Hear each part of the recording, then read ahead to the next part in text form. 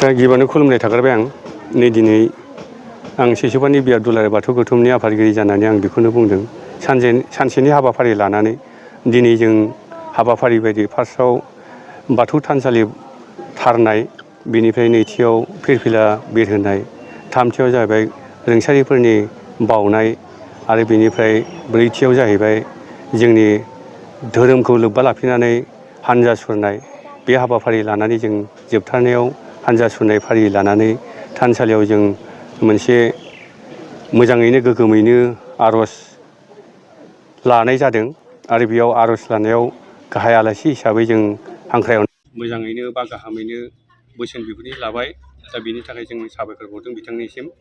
आं बे नैथि मंगलबार गोथार बाथौ सान फालिनायाव दिनै सानसेनि हाबाफारि लानानै दिनै रायजो राजा आइ आफानि अननायाव दिनै जों जिबायदि बियाबनि सिसुपानि दुलाराय बाथौ गौथुमखौ गाजा गोमजायै खुंनो हादों, आं जोबोद साबायखर मोनदों।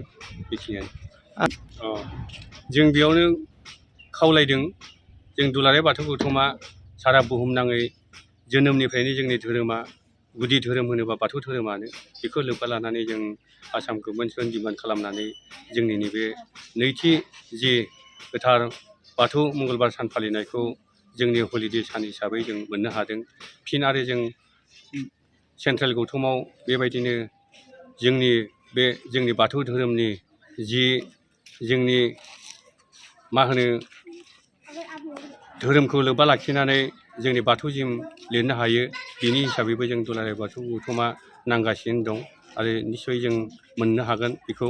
बेखिनियानो आं बेखौनो खावलायगोन, बे सिसुपानि बियाब दुलाराय बाथौ गौथुम जानानै, मानो होनोब्ला बर'नि गुबै धोरोम होनोब्ला बाथौ धोरोमानो।